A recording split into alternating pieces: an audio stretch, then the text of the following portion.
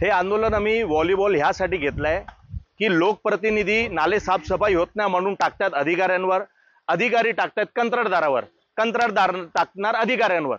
शेवटी आम्ही करायचं काय? चांदिवलीच्या जनतेने करायचं काय? आमच्या घरात दरवर्षी का पाणी आलंच पाहिजे का? हे कंपल्सरी आहे का? करोडो रुपये फंड येतोय नाले साफसफाईसाठी, पण कंत्राटदार कुठं करतायत?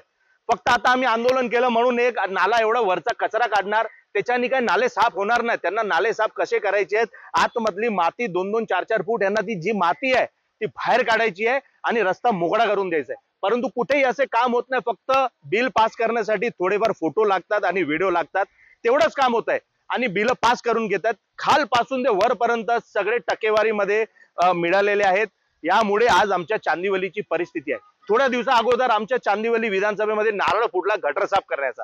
आम्ही खुश झालो की कुठेतरी नारळ फुटला म्हणजे चांगला काम होणार, परंतु तीच परिस्थिती आहे।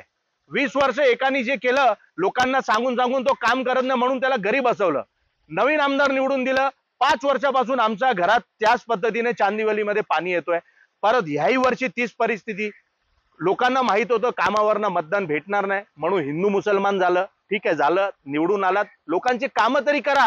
काम करणार कोण? ह्या परिस्थितीमध्ये लोक आहेत, त्यांनी करायचं का? लोकांनी, लोक खूप कंटाळलेले आहेत। मी आपल्या माध्यमातून देवेंद्र फडणवीस साहेब, एकनाथ शिंदे आणि नरेंद्र मोदी यांना विनंती करतोय, तुम्ही एकदा आमच्या चांदिवलीमध्ये या आणि तुम्ही बघा कशी नाले साफसफाई चालू आहे।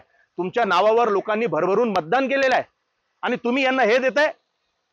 कृपया आमच्या चांदिवलीमध्ये एकदा या, अन्यथा आता जर ही परिस्थिती राहिली तर आम्हाला ही घाण घेऊन, हे कचरा घेऊन एलवॉर्ड आणि SWDच्या अधिकाऱ्यांच्या केबिन मध्ये हा कचरा टाकावा लागेल, ज्याचे करून त्यांना जाणीव होईल की लोक कुठल्या परिस्थितीमध्ये राहत आहे। शेवटी आम्हाला हा पाऊल उचलण्यावर मजबूर करू नका, एवढी हात जोडून विनंती आहे।